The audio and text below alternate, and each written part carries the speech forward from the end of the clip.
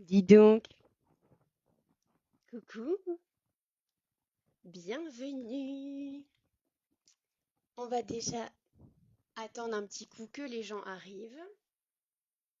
Moi, je me suis pris un petit verre tranquille.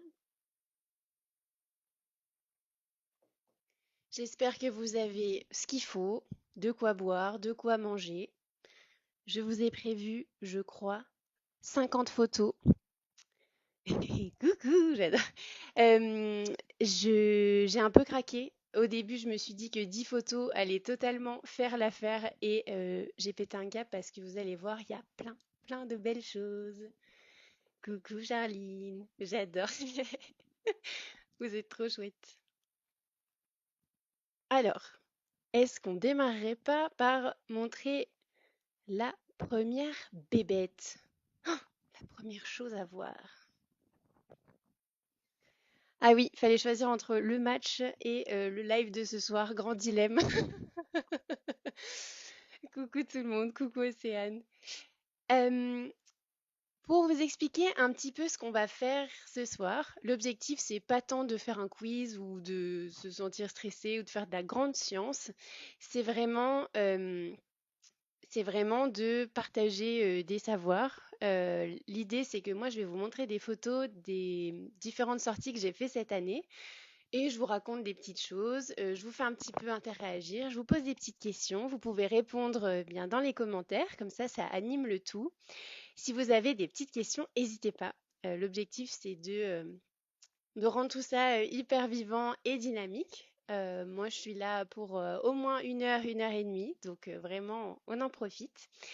Et l'objectif aussi, à la fin plutôt du live, ce sera, si vous participez à la cagnotte, on a mis le lien, vous pouvez bien me demander n'importe quoi, n'importe quel challenge, que ce soit sur la biologie marine ou la plongée sous-marine. Et peut-être qu'à partir d'un certain moment où on a des participations, j'aimerais peut-être lâcher des petits cadeaux, des petites choses comme ça. Donc n'hésitez pas. Alors, on va démarrer tranquillement. Petit verre. La première chose, bien, c'est ce que vous voyez au-dessus. Alors, cette fleur sous-marine, je vous pose la question, est-ce que vous pensez que c'est une fleur, donc un végétal, ou est-ce que vous pensez que c'est un animal? Je peux vous donner quelques indices, je peux même zoomer un petit peu. Je vous conseille de regarder par ici, de regarder ça aussi, la texture. Je vois que dans les commentaires, c'est super. Oui. Alors, on va être en effet, Charline, tu as raison, dendrophile, on est pas mal. On va être dans la famille des cnidaires. Donc, les cnidaires, je vous refais le signe, c'est celui-ci, ça veut dire que c'est urticant, donc que ça pique. D'ailleurs, dans les cnidaires, on retrouve aussi les méduses qui piquent beaucoup, ça vous le savez. Donc ici, on va avoir non pas une anémone, mais un corail. Du corail jaune solitaire, ça c'est une espèce donc de Méditerranée. On voit donc ici sa bouche, et là ce sont ses tentacules. Voilà, où on va retrouver chaque petit point, en fait, ce sont les cellules urticantes, ce qui font que, toucher ces animaux, ça leur fait du mal, mais à vous aussi. On va enchaîner. Alors là, on continue dans les cnidaires. Celui-ci vraiment connu, je vous donne des petits indices pour que vous puissiez trouver aussi.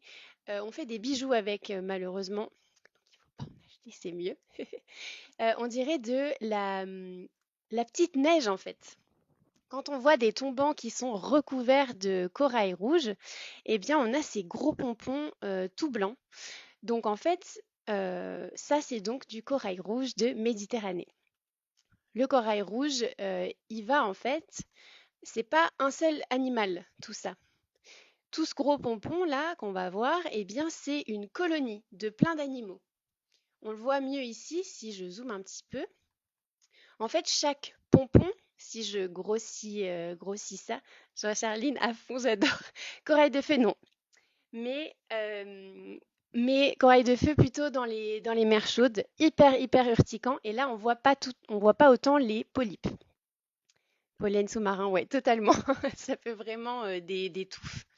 Donc ici, ce que j'étais en train de dire, c'est que chaque branche ici, en fait, c'est une colonie de plein d'animaux. Les animaux, on va les retrouver, donc ce sont ces pompons blancs. Un pompon égale un animal. Chez les cnidaires, on va appeler ça des polypes. Et en fait, de même sorte qu'ici, ils sont tous faits de la même façon. Ils vont avoir un pied principal, une bouche au centre et des tentacules qui ramènent vraiment la nourriture au niveau de la bouche. Donc pareil ici pour le corail rouge de Méditerranée. Il y a plein de monde, c'est trop chouette. Bienvenue. Gorgone rouge, alors non, la gorgone rouge, enfin celle de Méditerranée, elle a plein de noms. Gorgone rouge, gorgone pourpre, violette. Euh, donc en fait, la gorgone rouge, elle va avoir un squelette qui est, enfin la gorgone pourpre va avoir un squelette qui est violet, vraiment violet à rosâtre magenta, avec des polypes violets aussi. Ici, le corail rouge, il a un tronc qui est, donc un squelette qui est rouge et des polypes tout blancs. Emma, si tu veux bien me dire la différence entre quoi et quoi, je te réponds volontiers. Ici, on passe, je pense, à vos bébêtes favorites. Ce sont des... Est-ce que vous reconnaissez le signe? Ce sont des nudibranches qui font partie de l'embranchement des mollusques. Pourquoi des mollusques? Parce qu'ils ont un corps qui est tout mou. Alors, comment on reconnaît ces petites limaces? Eh bien, il y a plusieurs choses qu'on va regarder. Tout d'abord, l'avant. Donc ça, c'est la tête. OK. Et ensuite, l'arrière. Alors celle-ci, elle triche un petit peu avec nous. Normalement, il y a un chouette pompon aussi. Ça va être leur panache branchial. C'est par là qu'elles vont respirer. Totalement débeauté, on est bien d'accord. Plus sexy et à meilleure réputation que nos limaces terrestres. Donc ça aussi, ce sont des espèces de Méditerranée. Est-ce que les professionnels des nudibranches, vous reconnaissez cette espèce? Je vous dézoome. En général, la voir sur cette éponge, ça aide.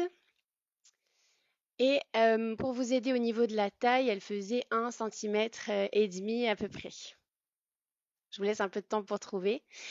Euh, Petit fun fact sur les nudibranches, quand on veut les identifier, eh bien, on va regarder la texture des petites cornes qu'on a à l'avant. Alors, ces petites cornes sur les nudibranches, ça s'appelle des rhinophores. Les rhinophores, c'est un peu un mélange entre un nez et une langue. C'est vraiment des organes sensoriels. Ici, ils sont tout torsadés, tout twistés. Sur d'autres, on va les trouver fripés, annelés, vraiment avec des anneaux. D'autres tout lisses. Donc ça, c'est vraiment une des caractéristiques qui va nous aider à les identifier. En biologie, c'est ce qu'on fait, hein. On prend ces chouettes photos et puis on passe du temps derrière à les identifier avec un livre comme ça, en regardant sur Internet, de partout.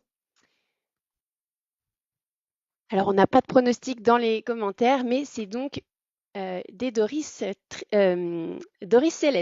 J'ai failli me tromper. Doris céleste parce qu'elles ont une ligne sur le dos qui est très très fine. Ces rhinophores qui sont torsadés et très souvent elles sont sur ces éponges et à plusieurs. Là, un petit zoom. On peut voir son manteau, donc c'est le nom de son corps. Et puis là où normalement, eh bien, son panache branchial est visible.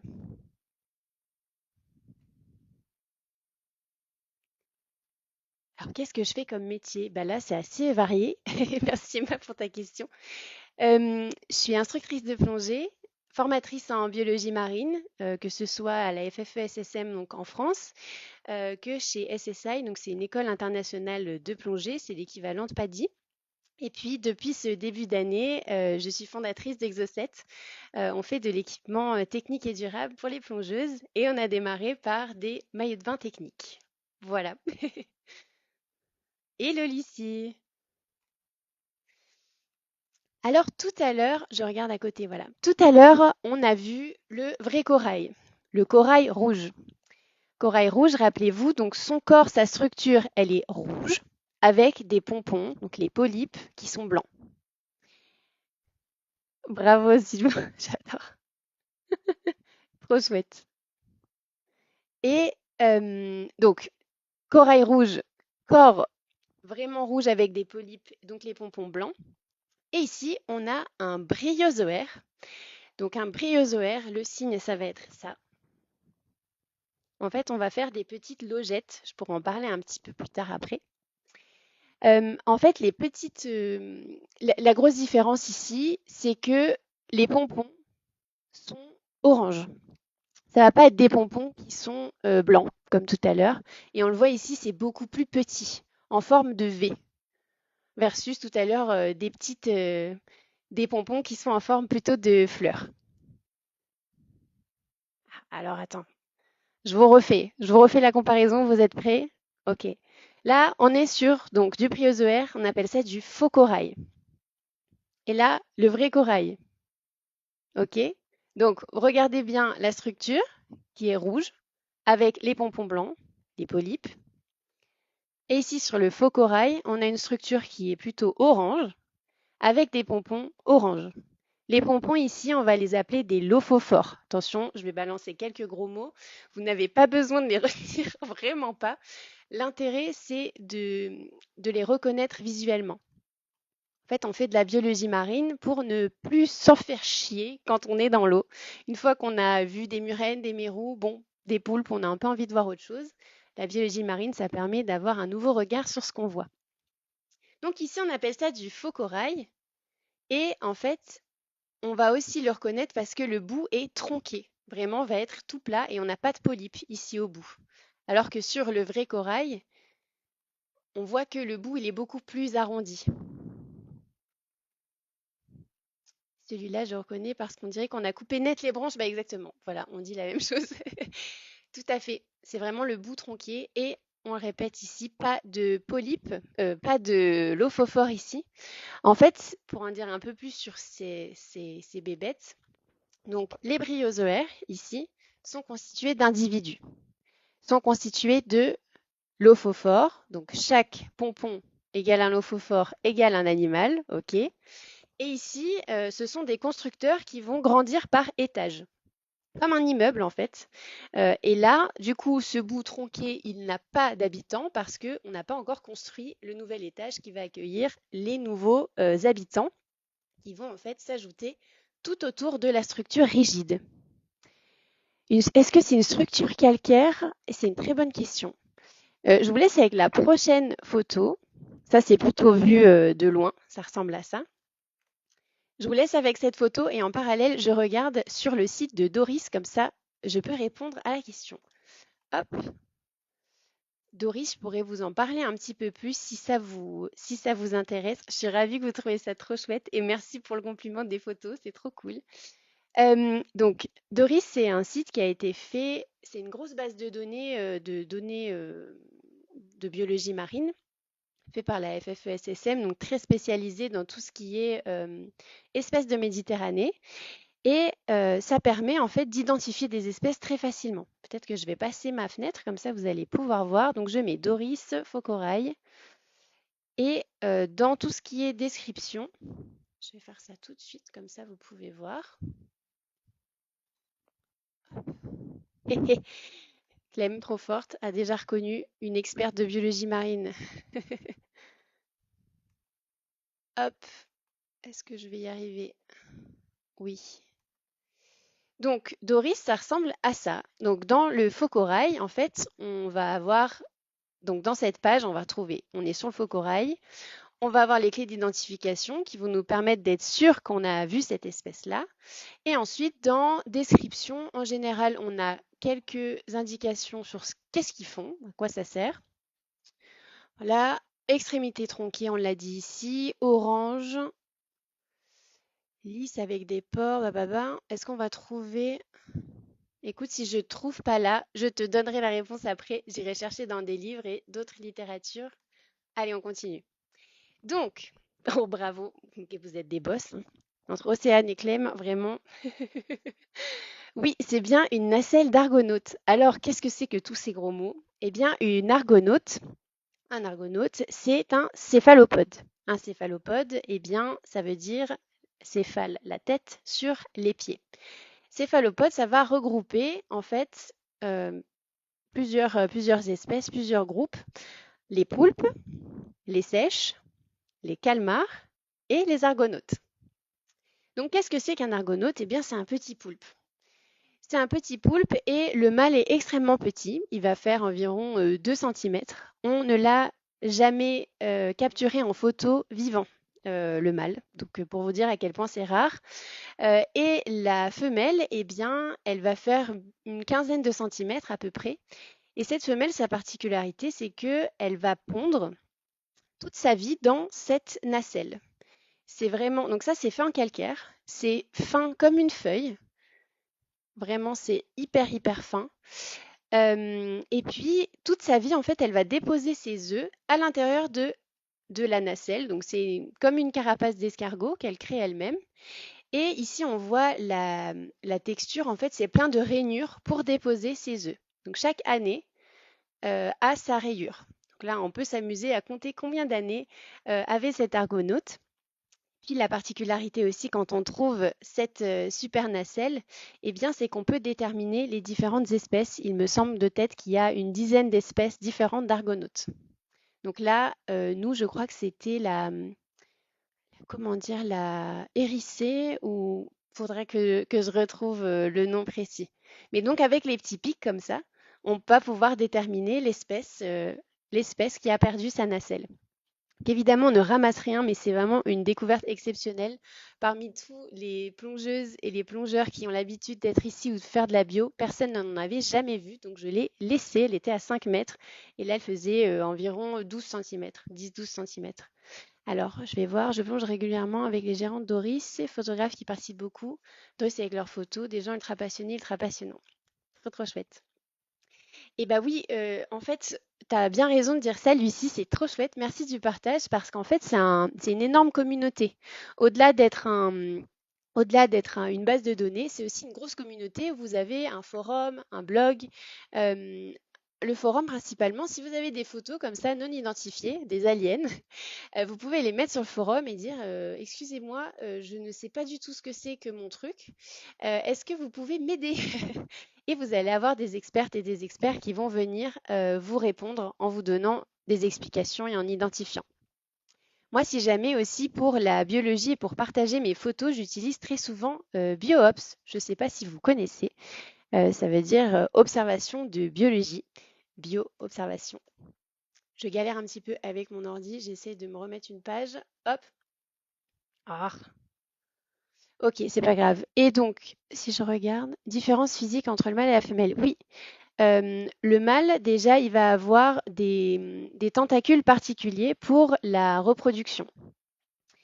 D'ailleurs, on va appeler ça des tentacules alors que les autres vont s'appeler plutôt des bras. Les tentacules, c'est vraiment spécifique normalement à la reproduction et les bras, ça va être pour se déplacer, pour goûter, pour toucher, pour chasser. Les différences qu'on va trouver entre le mâle et la femelle, donc c'est ces tentacules qui sont présentes chez le mâle et le fait que lui, il est très petit et que la femelle va faire environ 10 à 15 cm. Quand il y a des grandes différences comme ça entre le mâle et la femelle, eh bien, on appelle ça du dysmorphisme sexuel. On va dire que le dysmorphisme sexuel est important. Pardon, je bégaye. C'est hyper dur. Hyper dur à dire. Alors, je n'ai pas touché, parce que moi, je ne touche rien dans l'eau. Ça n'avait pas l'air souple du tout. J'ai lu que c'était sécrété en cartilage, donc en calcaire. Donc non, c'est rigide, mais au vu de la finesse, comme tu peux le voir là sur la photo, vraiment épaisseur feuille, hein, je peux même pas dire 1 millimètre. Eh bien, je pense que si on prenait la nacelle et qu'on faisait ça, je pense que déjà elle casserait, mais il y aurait une petite souplesse, oui.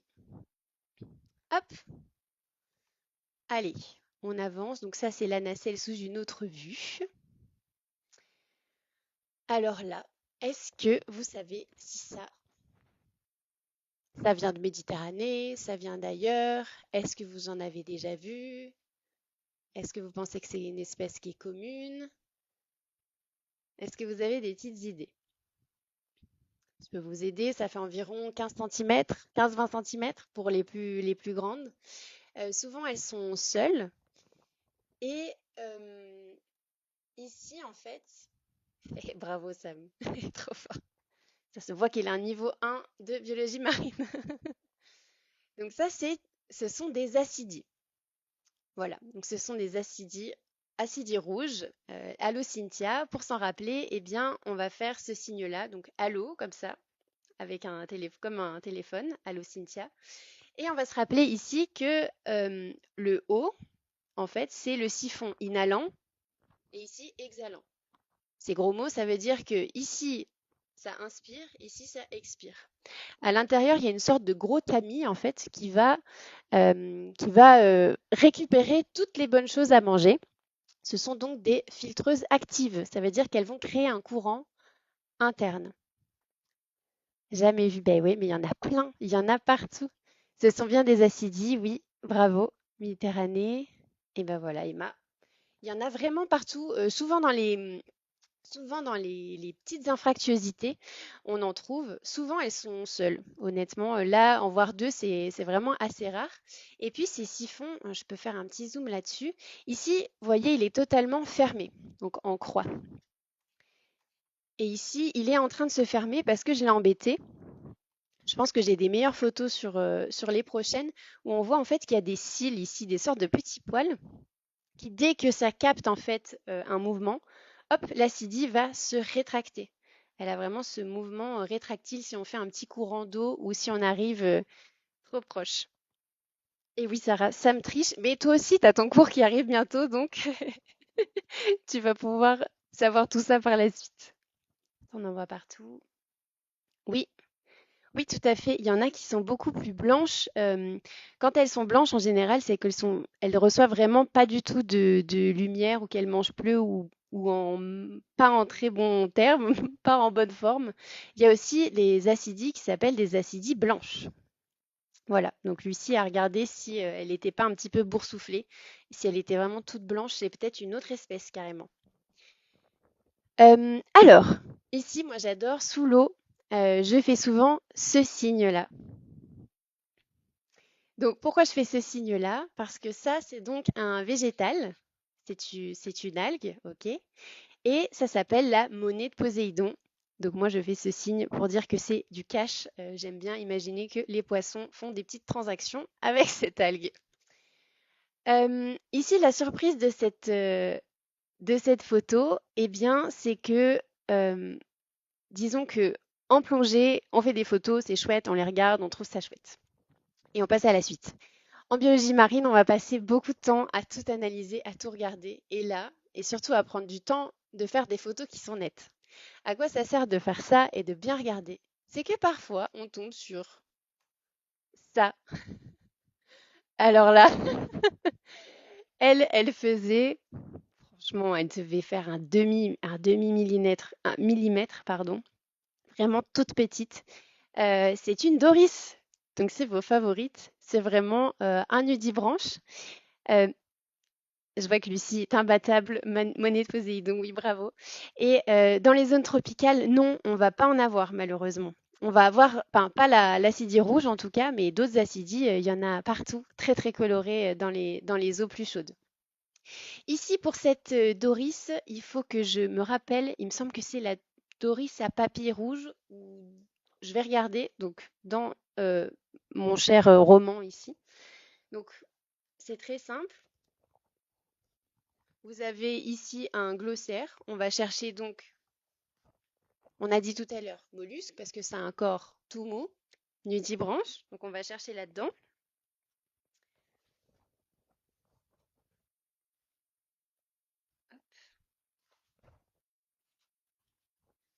Et puis, c'est ça. Doris à papilles rouges. Elle est trop chou. Et non, je l'ai absolument pas vue. Et ça arrive franchement très souvent de faire une photo d'un sujet qui est beaucoup plus gros, hein. Ça fait 5 centimètres, quelque chose comme ça. Et là, petite boubounette, elle est sur le côté, là, en train de manger tranquillement ce qui habite l'algue. Donc, trop, trop chouette. Et non, du coup, je ne l'ai absolument pas vue. Donc, on plonge une deuxième fois quand on regarde nos nos petites photos. Alors, ça, pas facile. On peut encore jouer au jeu de est-ce que c'est un animal ou un végétal? Franchement, là, je vous pose un peu une colle. Je peux vous donner différents indices aussi. On peut regarder tout ce qu'il y a ici, par exemple, tout ce qu'il y a à l'intérieur. Est-ce que quelqu'un va reconnaître ça? C'est plutôt une zone ombragée aussi. Donc en général, tout ce qui est dans des zones ombragées, on peut être assez certain. Quand c'est zone ombragée, non, jaune éclairé et vert, en général, c'est une algue. Et quand on est dans des zones ombragées, honnêtement, c'est c'est très probable que ce soit des algues, parce que les algues font de la photosynthèse. Ce sont des espèces autotrophes, ça veut dire qu'elles créent elles-mêmes leur propre matière organique. Donc elles ne consomment personne, ni elles ne mangent pas de végétaux, elles ne mangent pas d'animaux, elles créent elles-mêmes sa propre matière. Euh, donc, ah, je vois, animal, anémone, oui. Corail, non. Charline t'a fait l'inverse. J'adore. Mais on est bien chez les cnidaires, bravo.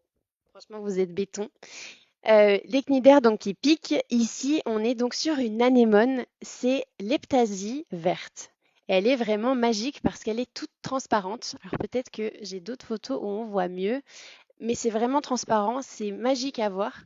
Et à l'intérieur, en fait, on va voir ces filaments qui sont tout blancs. On a dit que c'était donc des cnidaires urticants. Et ça, c'est un peu, vous voyez, quand vous faites la fête foraine là, et que vous avez ces bombes qui font psh, voilà, vous voyez ce genre de choses-là. Et bien, une fois que vous avez ça, c'est imaginer la même chose, mais remplie en fait de petites cellules urticantes qu'on appelle des cnidocytes. C'est vraiment des petites cellules de cette forme-là avec un harpon dedans qui va déployer du venin. Donc ici, vu qu'elle est transparente, eh bien, on peut voir l'intérieur. On appelle ça des acontis. Ces filaments urticants, des acontis. Est-ce qu'il y a une petite crevette dedans? Et non, il n'y a pas de crevette. Je regarde tout le temps très très fort, il n'y a pas de crevette. Mais il me semble qu'après, j'ai sélectionné une anémone où il y avait, pas une crevette, mais un petit crustacé dedans. Oui, pour plonger, Emma, je te réponds à ta question d'avant. J'ai un phare. C'est un phare explo qui fait aussi photo. Donc ça, c'est super chouette pour pas avoir vraiment la platine avec des gros phares, des gros flashs et tout. Moi, je prends des photos de façon légère. Charlie, je ne pose pas que des pièges quand même, voyons. Coucou Pierre. Alors ça, alors ça en général, on va le trouver sur des gorgones. C'est vraiment tout blanc, c'est une touffe qui peut faire jusqu'à 30 centimètres. Là, ma photo est assez floue, mais vous allez voir celle d'après, on voit très bien ce qui se passe. Et en fait, ça s'appelle de la salmacine. Et c'est une colonie non pas de polypes, mais une colonie de petits vers. Je zoome un petit peu, comme ça vous pouvez voir. Donc, ces petits vers, ici c'est un peu le même principe que toutes les colonies qu'on a vues avant, que ce soit le corail ou le bryozoaire. Chaque pompon égale un animal. Ici, on se rappelle, les polypes, c'est le nom des pompons des cnidaires. Les lophophores, c'est le nom des pompons des bryozoaires. Et le panache, c'est le nom des pompons des vers. Est-ce que vous êtes là toujours? J'espère que je ne vous ai pas perdu avec ça, mais moi j'ai plein de moyens mémotechniques pour me rappeler, sinon on ne s'en sort plus. Et ici, la salmacine, donc on les trouve sur les gorgones en général, et il me semble qu'il existe deux espèces. On peut les déterminer en fonction de la couleur de l'anneau ici, qui est à la base de son tube. Chaque ver va créer son petit tube calcaire. On enchaîne, ici on était à Colera, donc en Espagne. Ça, je pense que vous reconnaissez la forme, ça fait partie de cet embranchement-là. Cet embranchement ici, c'est les échinodermes. Donc là-dedans, on va retrouver les étoiles de mer, les holothuries, les concombres de mer, les ophiures, euh, je suis perdue moi-même, les comatules et les oursins. Ici, c'est l'étoile de mer glaciaire. Elle est trop trop belle. C'est ma favorite absolue de toutes les étoiles de mer que j'ai jamais vues. Pourquoi ma favorite? Parce qu'elle a une texture absolument dingue. On peut le voir ici. Vraiment tout plein de petites papilles. C'est fascinant. Et souvent, on peut la trouver. Enfin, la seule fois où j'ai vu ça, c'est une crevette extraordinaire qui s'appelle la crevette Drimo et qui se trouve en général avec elle. Donc, quand je vois une étoile de mer glaciaire, donc je l'admire parce qu'elle est trop belle. Et ensuite, je vais prendre des photos un petit peu zoomées comme ça pour être sûre de ne pas louper la petite crevette Drimo. Je ne sais pas si vous l'avez déjà vue, mais elle est exceptionnelle, très rare à voir. Euh, un bonheur. Ici, j'ai fait un zoom sur, en fait, c'est la tache oculaire des étoiles de mer. Les étoiles de mer, on peut difficilement dire des yeux parce que c'est vraiment très primitif. C'est cette petite tache rouge, en fait, qui va se trouver au bout de chaque bras, qui va faire office d'œil. C'est vraiment un œil donc du coup, de tache oculaire qui arrive à déterminer s'il fait jour ou nuit.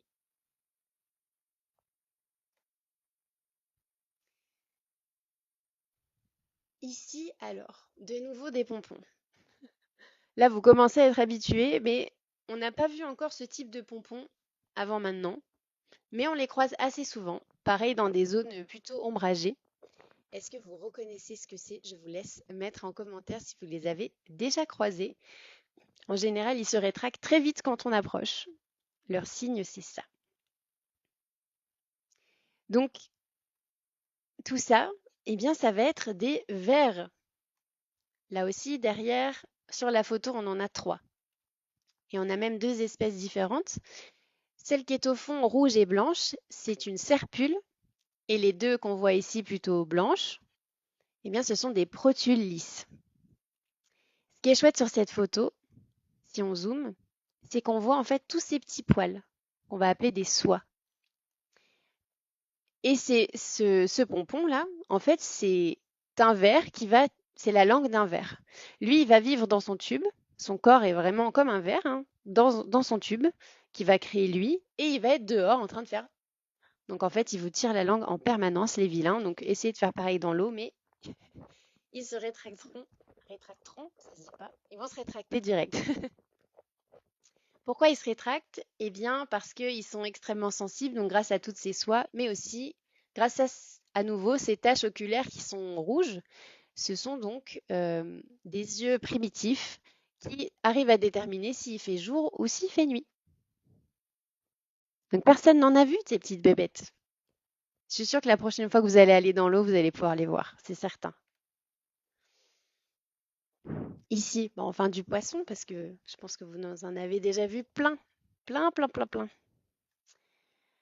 Ici, eh bien, il faut trouver si c'est une blénie, un goby ou un triptérigion. Promis, je vais vous donner les techniques pour ne plus jamais vous tromper. Ici, on voit aussi qu'il a une bouche qui est rouge, ça va nous aider à son identification. Pour différencier ces trois types de poissons, eh bien, la blénie, c'est une nageoire dorsale. Le goby, c'est deux. On retient bi, deux, go, bi. Et le triptérigion, un des favoris d'un des très bons amis, je ne sais pas s'il est encore là, j'ai vu qu'il était là. Vincent, si tu es là, le triptérigion a donc trois nageoires dorsales. Trois, triptérigion, blénie, une, goby, deux. Comme ça, vous êtes incollable. La blénie a aussi des petites antennes au niveau de sa tête. Et ici, c'est donc un goby à bouche rouge. Il a mis du rouge à lèvres au max de sa forme. Ah, on parlait tout à l'heure des petites crevettes dans les anémones. Eh bien là, c'est pas une crevette, ça va être une araignée. Oh, mais désolé, je vois que je n'avais pas scrollé, je voyais plus vos messages, pétard. Pardon. Et oui, plein de petits vers tubicoles, éteurs de mer glaciaire, et oui. Alors, je pense que Lucie, la question de direction avec les yeux, c'est les étoiles de mer. Les étoiles de mer, elles vont pas tellement se diriger grâce à leurs yeux, c'est vraiment plutôt un sens d'alerte. Pour nous, les humains, les yeux, c'est vraiment tout ce qui régisse notre direction, notre chasse potentielle si on était encore des vrais chasseurs. Mais là, ici, ces yeux, donc tache oculaire, chez l'étoile de mer, c'est plutôt un moyen de fuite. Hop, je regarde la suite, je regarde la suite. Gobi, mais oui, vous l'aviez, bravo. Et oui, avant, non, rien de ce qu'on a vu. Les vers ne sont pas urticants. Qu'est-ce qu'on a vu avant? Les vers pas urticants, étoiles de mer, pas urticants. Ceux qui sont urticants, c'est vraiment soit tout ce qui fait partie des cnidaires, donc anémones, corail et méduses, et toutes les autres bébêtes qui vont consommer des cnidaires. En général, certains nudibranches notamment mangent des hydraires, donc c'est une sous-catégorie des cnidaires qui piquent. Eux deviennent immangeables. Donc vraiment pas comestibles pour les autres prédateurs. Donc ici, je reprends. Désolée pour cette pause de commentaires. Euh, hop. On parlait tout à l'heure des crevettes dans les anémones. Ici, ce n'est pas une crevette, c'est l'araignée des anémones. Donc elle, très très chouette de la voir. Elle se trouve tout le temps, très très très souvent, enfin vraiment 95% du temps, dans une anémone verte. Comment est-ce qu'on reconnaît une anémone verte? Eh bien, elle a cette couleur assez verdâtre. Et puis, elle a surtout ce bout magnifique, tout violet. Ce bout violet, il est donné grâce aux algues symbiotiques avec laquelle eh bien, elle va vivre. Pour voir cette merveilleuse petite araignée, vous devez essayer de deviner la taille, je vous donne la réponse après. Il faut soit avoir une baguette, donc ça ressemble à une grande tige métallique, une sorte d'antenne de télé à l'ancienne, ou bien, si vous y allez tout doucement avec la main, vous créez un tout petit courant comme ça. Vraiment pas trop fort, vous allez voir que sinon l'anémone, elle part en live. Et vous allez aussi faire décoller les araignées. Elles ne sont pas venues là pour un baptême de l'air. Donc ici, ces petites araignées se trouvent en général sous l'anémone ou vraiment à l'intérieur. Donc n'hésitez pas à rester quelques minutes pour essayer de fouiller. Surtout, par contre, ne touchez pas l'anémone verte parce que elle est extrêmement urticante. Si vous sortez et que par malheur vous touchez vos yeux ou votre bouche, là ça va vraiment être très très très douloureux. La peau de la main est beaucoup plus épaisse que sur notre visage. Donc vraiment, si vous sortez de plongée et que vous avez un doute sur si vous avez touché quelque chose, ne faites surtout pas de toucher de yeux ou de bouche parce que là, vous allez vraiment avoir mal, brûlé quoi. Alors au niveau de la taille, c'est trop chouette que vous essayez de deviner. Et non, c'est bien plus grand que ça. C'est pour ça elle est assez facile à voir en fait, cette espèce. Contrairement aux toutes petites crevettes, les périclimines, elles sont transparentes, super difficiles à voir. Ça va faire peut-être 4 centimètres. Donc c'est pas immense, on est bien d'accord. Mais 4-5 centimètres pour les périclimines ou autres qui en font une ou deux, c'est quand même beaucoup plus simple à voir. Ce qui les rend complexes à trouver, par contre, c'est, vous le voyez, elles sont pleines de dites merdasses, donc des algues, des déchets, plein de petites choses qu'elles mettent elles-mêmes sur leur tête, en fait, pour se camoufler. Le live en replay, alors écoute, je vais regarder comment faire, parce que je l'ai vu tout à l'heure, j'ai eu plein de problèmes de grosses boumeuses, mais oh, ça a tout bugué. Ok, c'est revenu. Voilà, de nouveau des problèmes de boumeuse. J'essaye de vous faire le replay avec grand plaisir. Et hop, non, t'as pas besoin de faire du botox. Du coup, là, il suffit de toucher une petite anémone verte et on est régalé. La peau va se tendre immédiatement. Tu as une petite coloration rouge fluo qui vient avec pour le même prix. Ici, la mignonnerie, on est sur la gamme des crustacés, des arthropodes. On va faire ce signe en biologie marine pour les arthropodes. On fait simplement les pinces.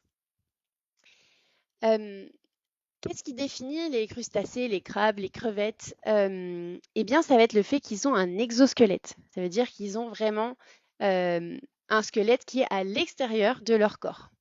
On le verra après. Je me suis amusée à vous montrer le fait de muer. Ils grandissent vraiment en changeant de squelette très souvent. Je vois vos petites réponses. Trop chouette. Bah, je vais me concentrer pour faire un replay avec grand plaisir. Un copain qui, en remontant du bateau, s'est pris un filament de méduse au niveau des lèvres. Il n'a pas eu besoin de Botox. Ah ouais, bah là, tu m'étonnes. Au niveau des lèvres, vraiment, là, c'est terrible. C'est vraiment terrible. Euh, Et alors, non, ici, c'est pas un Bernard l'ermite. Les Bernard l'ermite, en fait, ça va être la famille des pagures. En général, le Bernard l'ermite, c'est un peu le terme utilisé pour tous les crustacés qu'on va trouver avec une carapace, mais un peu à son insu. Le vrai Bernard l'ermite, il me semble que j'ai mis une photo juste après, c'est ce qu'on appelle le grand pagure. Donc, dans la famille des paguridés, eh bien, on va retrouver cette beauté fatale. Je vous laisse aussi deviner la taille. Pas facile, je vous invite à regarder ce qu'il y a autour pour vous donner une référence. Ici, c'est trop chou, c'est le pagure sédentaire. Regardez, je l'ai shooté au moins 10 fois. Et là, donc déjà, il est net, exceptionnel. Mais regardez, il a les yeux qui brillent. Oh, quelle beauté fatale. Quelle beauté fatale. Si on continue de regarder la photo, en fait, il y a plein de choses hyper intéressantes à voir. Ce pagure sédentaire, eh bien, lui, il va pas changer de coquille. En fait, lui, il va changer de taille de trou. Si tu veux, là, il est dans un trou qui est tout petit, environ. Du coup, j'ai pas d'estimation de taille, mais vraiment, il fait pareil, un demi-millimètre, 1 centimètre grand max. Et du coup, là, il est dans un tout petit trou ce qu'on appelle un petit sicon. Un petit sicon, c'est une espèce d'éponge. Donc, c'est vraiment un cylindre avec des pompons au bout. Là, il a complètement pris la place.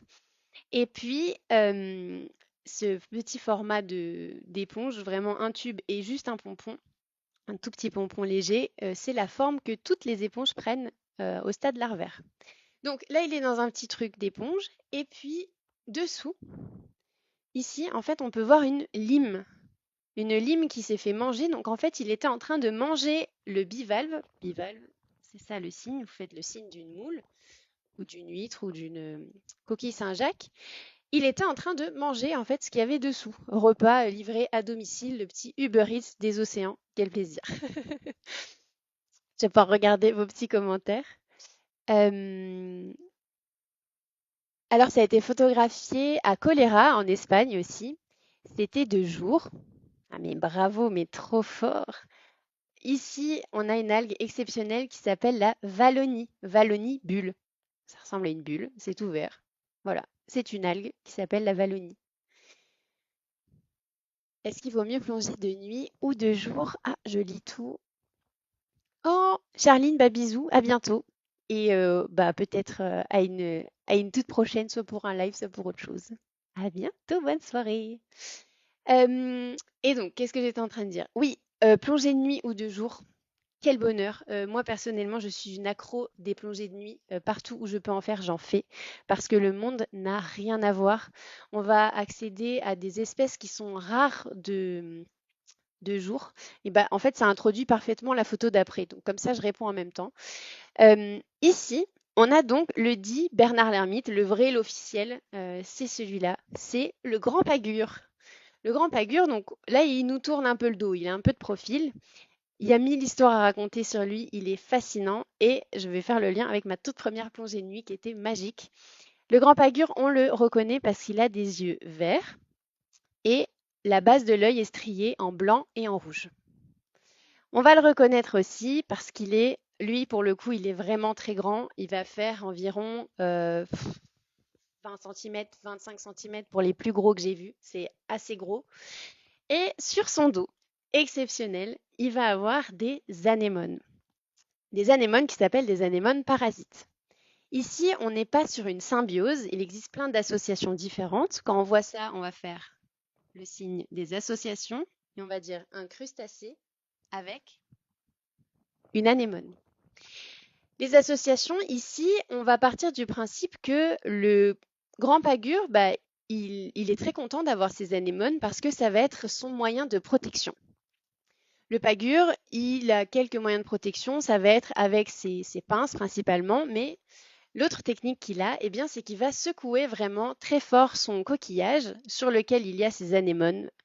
Et ces anémones vont libérer des acontis, on en a parlé tout à l'heure, ce sont des filaments extrêmement urticants qui vont protéger le grand pagure d'une attaque d'un prédateur, un poisson par exemple. Le grand pagure, quand il change de taille, il va changer de coquille et il va emmener avec lui ses anémones. Les grands pagures peuvent se retrouver en combat littéralement pour se battre pour une anémone qui fait super bien le job. Ils vont vraiment se taper et vraiment faire des combats pour choper l'anémone de l'autre qui marche mieux que la sienne. Et quand ils changent de coquille, d'une coquille à l'autre, ils vont prendre leurs pinces et ils vont masser doucement les côtés de l'anémone pour pouvoir qu'elle se décolle de la coquille et qu'ils puissent la mettre sur la coquille suivante. Il faudra absolument que je fasse une vidéo complète sur lui, je suis fan. Et donc, pour revenir à la plongée de nuit et ce sujet-là qui a l'air de bien vous avoir intéressé. Hop, je lis, nanana, ouais. Totalement d'accord, c'est une autre ambiance, c'est un autre monde. Moi, la toute première plongée de nuit que j'ai faite, l'espèce iconique que j'ai vue, eh bien, c'est ce grand pagure. Ce que je disais, c'est que de nuit, les espèces qui sont extrêmement rares de jour deviennent assez communes de nuit. Donc typiquement, si de ta vie, ton rêve, c'est de voir un grand pagure, eh bien, vraiment, il faut faire des plongées de nuit. Si ton rêve, c'est de voir un poulpe tacheté, c'est de voir des calmars, vraiment des scènes de chasse, euh, il faut plonger de nuit. toutes les, tous les, toutes les espèces qui vont avoir des gros yeux en général ou qui sont rouges, eh bien, ce sont des espèces qui sont dans des cavités la journée et qui sont de partout la nuit. On va voir des oursins qui marchent, qui chassent. C'est vraiment absolument magique. Donc, je recommande à tout le monde de le faire, mais ne le faites pas dans des conditions n'importe comment parce que ça peut faire très peur si c'est mal fait. J'ai fait une vidéo d'ailleurs sur les 3 règles d'or pour qu'une première plongée de nuit se passe au mieux. Il y a des règles de placement, il y a des règles de matériel, de communication qui est différente aussi. Mais si vous êtes bien entouré, n'hésitez pas. Et si vous avez la moindre question sur ça, vraiment, j'en ai fait tellement que je peux répondre à toutes vos questions, je pense. J'espère en tout cas.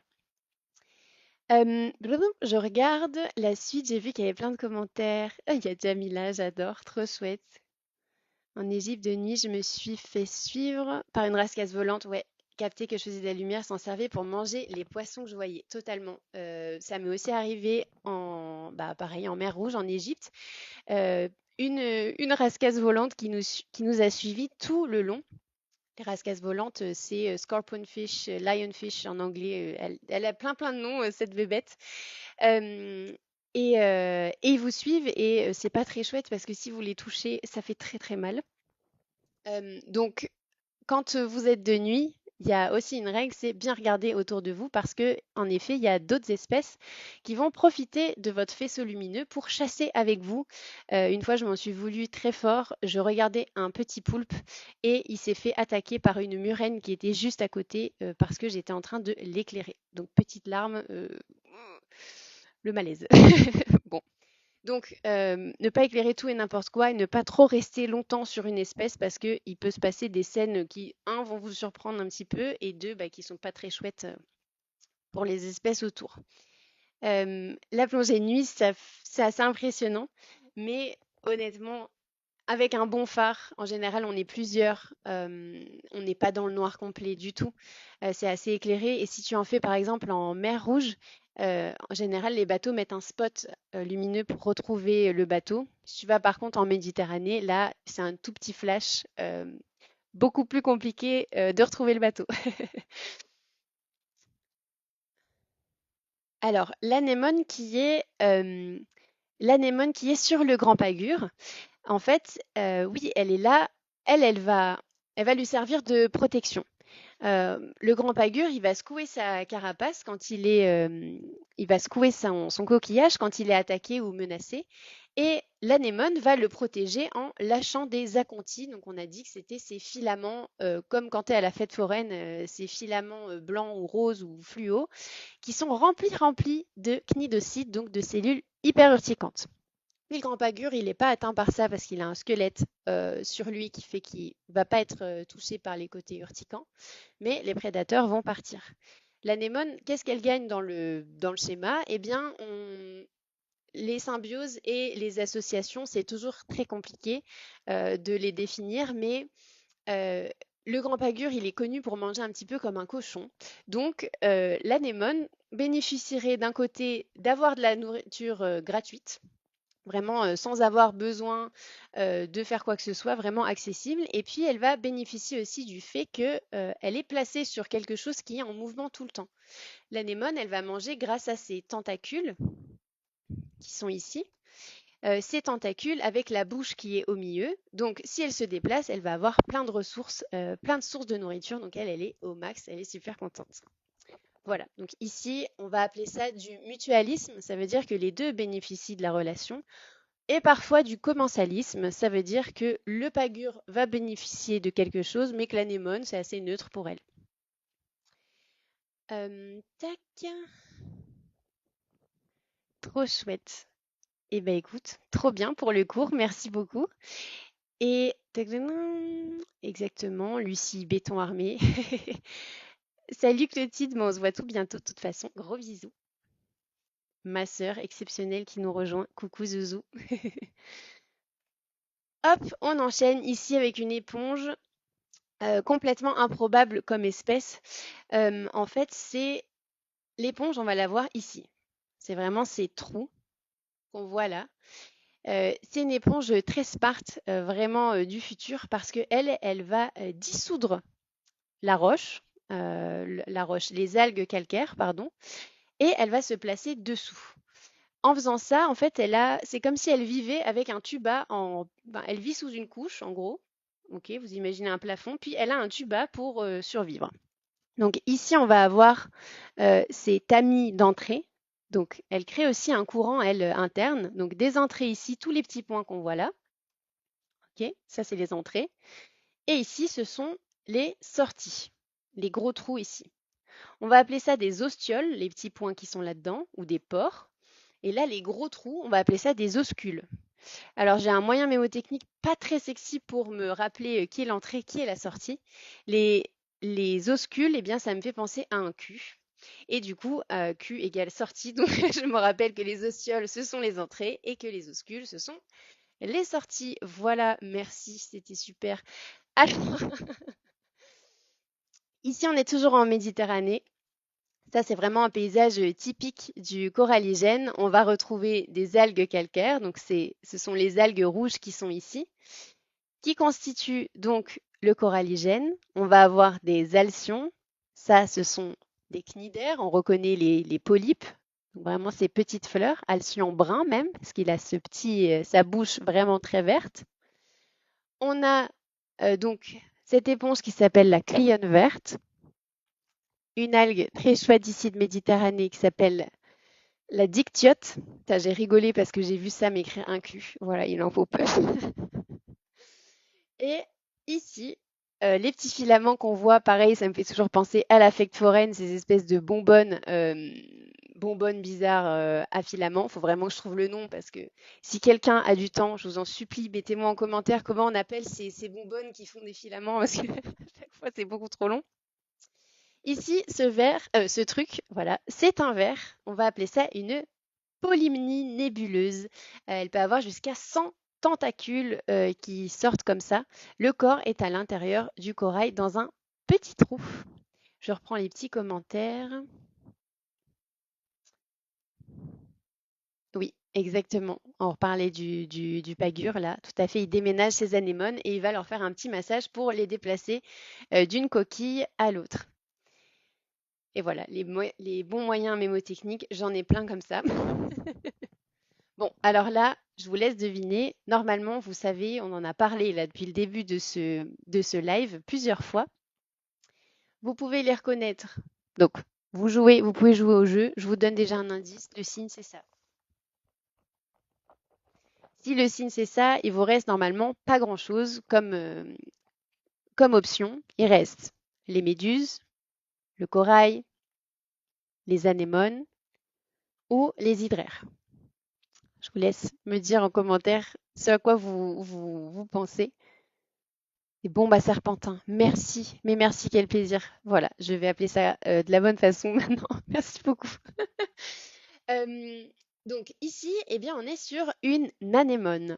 Une anémone qui est donc aussi, comme le corail, en symbiose avec des algues symbiotiques qui vont s'appeler des zooxanthelles. Les zooxanthelles, elles vont donner sur le corail des colorations très très vives. C'est pareil sur les anémones. Et ici, notamment, ce violet absolument magnifique au bout des tentacules. Donc, une anémone, elle peut, comme le corail, blanchir. Ça veut dire qu'elle va retirer, lâcher, redonner liberté à ses zooxanthelles et devenir toute blanche. Donc, si vous voyez une anémone toute blanche, ce n'est pas une espèce spéciale, c'est une anémone qui ne va pas très bien et qui va peut-être survivre quelques jours, voire semaines, selon les espèces, mais qui est un peu comme le corail en mauvaise posture quand il est tout blanchi.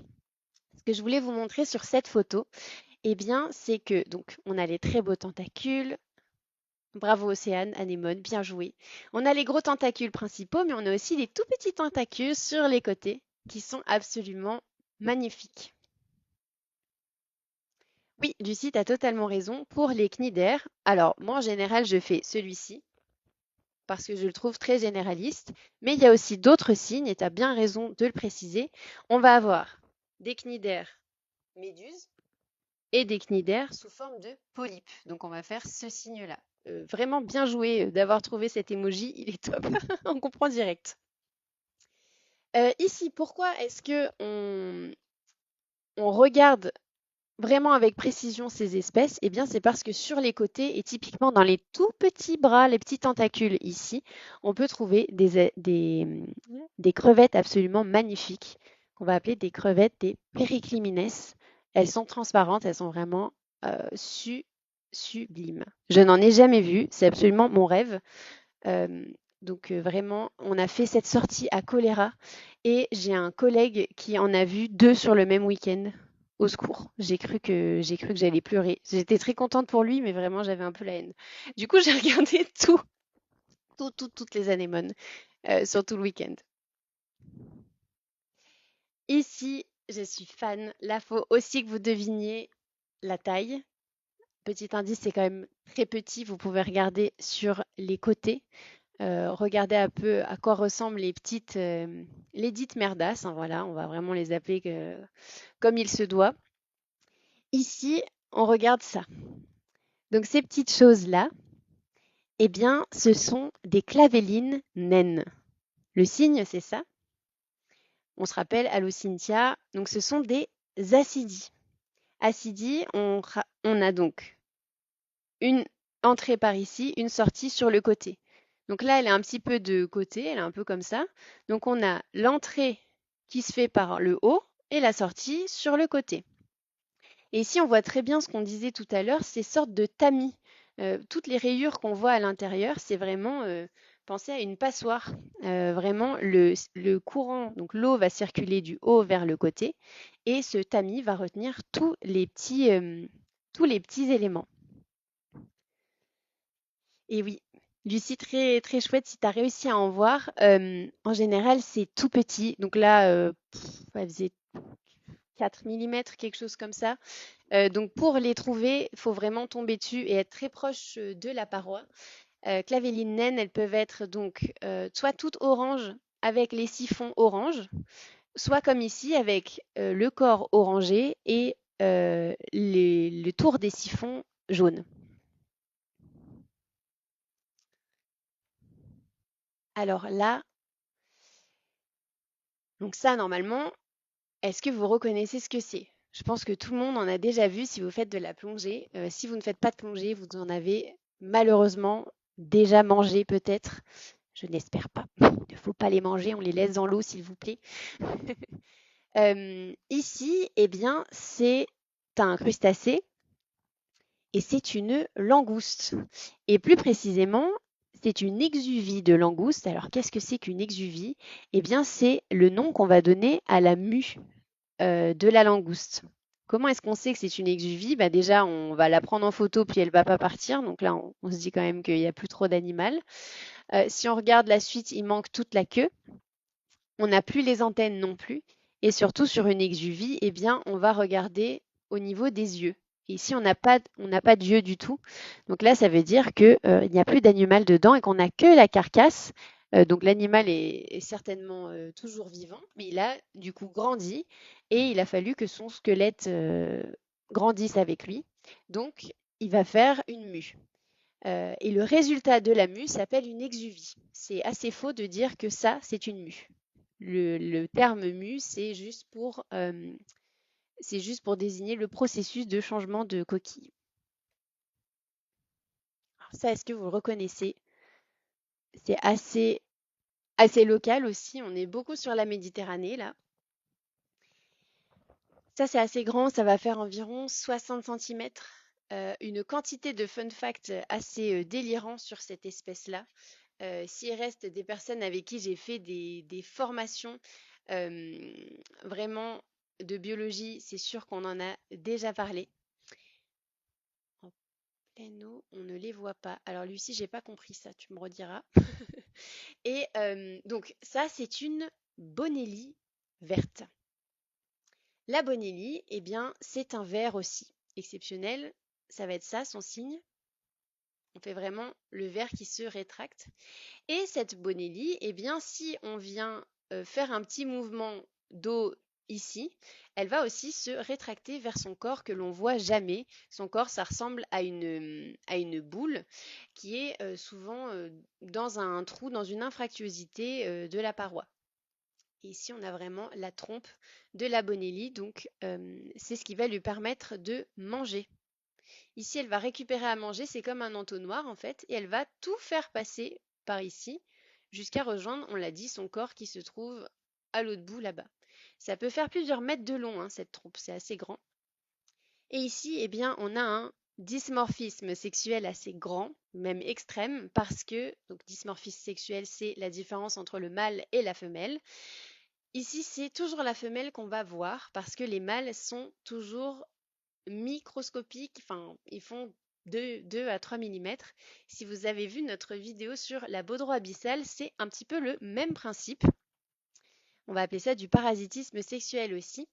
Bravo, je vois que vous avez deviné que c'était un ver. En fait, les bonellies, elles vont se reproduire avec les mâles qui vivent en parasite sur le corps de la femelle. Sur le corps de la femelle, il peut y avoir des dizaines et des dizaines de mâles présents sur elle. Elle va libérer en fait ces petites larves et si les larves atterrissent sur le corps de la bonellie femelle, eh bien toutes ces petites larves vont devenir des mâles parce que la femelle libère trop de phéromones et si les petites larves atterrissent sur la roche, donc sur le côté, imaginons ici, eh bien ça va devenir un individu femelle. Voilà le petit fun fact super de la bonellie. Bravo. Et oui, ça ressemble un peu à un haricot, c'est vrai. 2 haricots même. Je les adore. Je trouve vraiment qu'elles sont géniales. Et là, je me suis amusée un peu à faire un zoom. On voit bien sa texture et donc cet entonnoir qui ramène la nourriture vers le corps. Alors là, on est aussi sur des favoris. Si Sarah est dans le coin, si elle est toujours là, elle est pour toi, cette petite photo. Quand j'ai fait ma sélection, je ne pouvais pas ne pas mettre de Poulpe, bien sûr, la star internationale. Je voulais savoir si vous étiez des expertes et des experts en céphalopodes, donc en mollusques avec la tête sur les pieds. Ici, c'est donc un œil de poulpe. Comment est-ce qu'on sait que c'est un poulpe? Eh bien, le poulpe, il va avoir une pupille, un œil qui va être droit, un peu comme les cherbes, vraiment carré. Les sèches, elles vont avoir un œil en forme de W. Et les calamars, pour pas se confondre, ils ont un œil qui va être tout rond. Voilà, ça c'est les petits moyens aussi bien faciles pour les identifier. Et ici, on va trouver son siphon. C'est par là qu'il va qui va respirer et aussi c'est ce qui va lui permettre de partir très rapidement. Il va vider ses siphons et pouvoir faire un mouvement en arrière. Et oui, le pulpito est tout à fait la sèche, donc des yeux différents avec cet œil en W. Fascinant. Je pense que c'était une femelle parce qu'elle était assez grosse celle-ci. Euh, donc vraiment, vraiment chouette, un bon 40-50 cm de diamètre, une belle bête. Attends, je parle, moi je déblatère, je vais me prendre un petit coup et je vous laisse avec cette beauté là.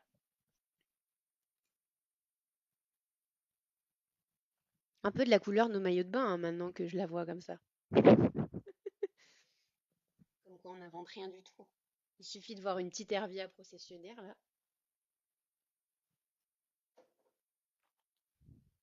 Est-ce que vous buvez des choses, vous mangez des choses? Qu'est-ce que vous faites là pendant que vous faites le live? N'hésitez pas à me dire aussi.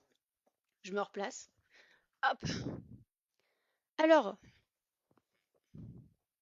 ici on a un nudibranche iconique de la Méditerranée. C'est donc l'Hervia processionnaire. Elle, on va très souvent la retrouver sur de l'Eudendrium. Ce sont des petits sortes de petits arbres de Noël enneigés. Aussi des, de l'embranchement des cnidaires. Et elle va se nourrir de tous les petits polypes. Trop chouette. Sarah, t'as loupé le poulpe. Donc je te le remets vraiment juste pour toi. Pourquoi ça veut pas? Hop, voilà, le poulpi. Et donc, ça fait partie du genre des flabellines, oui. En général, eh bien, on a... Non mais, je bois tes paroles, mais j'adore, mon cœur fond. Trop chou. Merci beaucoup. On a on a trois types de nudibranches. On va retrouver les, les types doridiens. Donc là, ce sont toutes les doris. Les doris, on en a vu au tout début. Si vous n'étiez pas là, je vous rappelle, c'est donc deux rhinophores, deux cornes à l'avant et un pompon sur l'arrière. On va ensuite avoir le deuxième type qui va être le type éolidien. Éolidien, ça va être le type des flabellines. Donc ce type-là. En gros, avec plein de pompons partout sur son corps, un peu en on fire. Et on va retrouver le troisième type qui est le type anaspidien.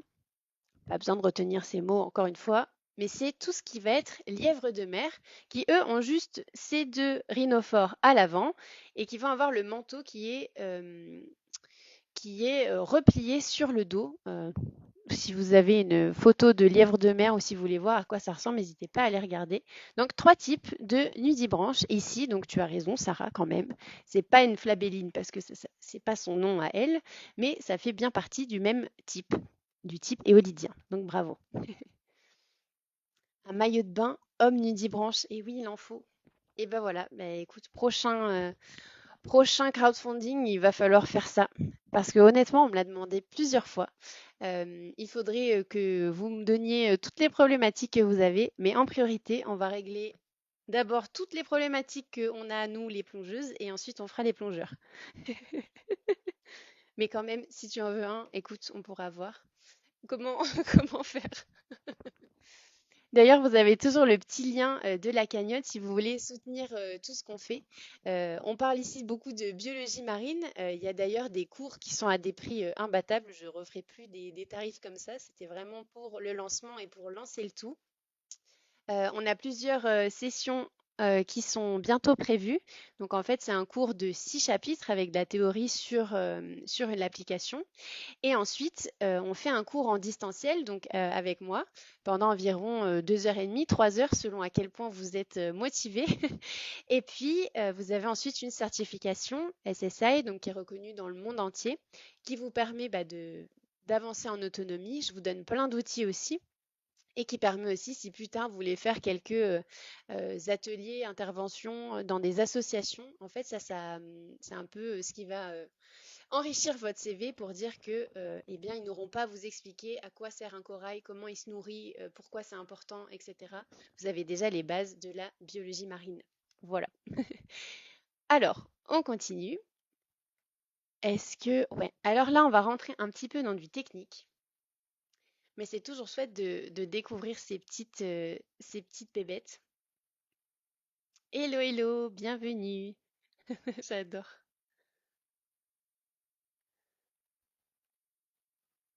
Alors non, elle n'est pas vénéneuse, l'hervia. Par contre, l'hervia, elle va être immangeable, absolument immangeable parce que elle va stocker en fait dans ses cérates, donc c'est toutes les excroissances qu'on a sur le dos, elle va stocker des cnidocides, donc devenir vraiment dégueu. C'est pour ça qu'elle arbore ces couleurs très très vives. Ça, c'est une stratégie de survie. En fait, tous les animaux, et les nudibranches notamment, qui arborent ces couleurs, ont une stratégie de survie de un jour, un poisson va en bouffer une qui a une couleur vive. Il va avoir une indigestion de malade et il va se dire, ok, tous les trucs qui sont avec des couleurs fluo, je les mangerai plus parce que c'est immangeable. Donc ça, c'est une stratégie de survie, mais elles ne sont pas vénéneuses si tu les touches ou elles ne piquent pas, non. Mais elles sont très urticantes, pas bonnes. Et Lucie, oui, on s'est loupé à Cassis, pétard. Et il faut absolument qu'on se retrouve un petit moment. Et coucou! J'adore, vous êtes toutes là. C'est trop bien. Donc, ici, on est dans la partie, on a dit, un petit peu plus technique. C'est un peu les mal-aimés de la mer, les trucs auxquels on fait pas trop attention. J'ai nommé ici une éponge, ici des briozoaires, et ici, oh là là, on est sur des mots techniques, des, une acidie coloniale. Alors, je vais vous faire les signes de chacun et je vais vous donner les petits moyens mémotechniques. Je vous montre. Ici, on est sur l'éponge. L'éponge, on va penser à ce que notre main, que ce soit gauche ou droite, la main qui est à plat, c'est une assiette, ok? Et vous venez avec une éponge et vous venez faire la vaisselle. Vous venez nettoyer, ok? Ça, c'est le signe de l'éponge. Ensuite, ici, on a les bryozoaires. Les bryozoaires, ce sont des animaux qui vivent en colonie. Le signe des bryozoaires, je fais un zoom volontairement là-dessus, ça va être ça. Avec nos mains, en fait, on va faire des logettes. C'est ce que vous voyez sur la photo. Là, c'est tous ces petits rectangles. Il faut penser que tous ces petits rectangles, ce sont des appartes vides. Il n'y a pas encore de bébêtes dedans. Il n'y a pas encore de zooïdes à l'intérieur. Ils fonctionnent en appart, voilà. Ils créent des maisons et des appartes pour les autres. Et ensuite, les individus viennent dans ces petits rectangles. Chaque petit rectangle, eh bien, c'est un animal. Donc, on fait ce signe-là pour les bryozoaires. Bryozoaire, ça veut dire animal mousse, parce qu'ils ont un aspect mousseux, doux, quand on les voit en vrai. Tous les poissons fluo sont vénéneux si on les mange. Non, non, pas tous. Non, pas tellement tous. Je pense aux poissons papillons ou des choses comme ça. Eux, ils sont pas vénéneux. Ça va être très valable sur tout ce qui est mollusques et nudibranches. En tout cas, c'est vraiment leur stratégie de survie. Pour les poissons, le fait d'avoir des couleurs vives, ça peut être, oui, le fait qu'elles soient, ce sont des espèces qui ont du venin ou qui sont dangereuses, mais c'est aussi pour qu'ils se reconnaissent entre espèces. Il y a tout un sujet là-dessus avec les poissons-anges, les juvéniles des poissons-anges. Les adultes mangent les juvéniles des autres. Je vais refaire plus simple. On a des poissons-anges adultes.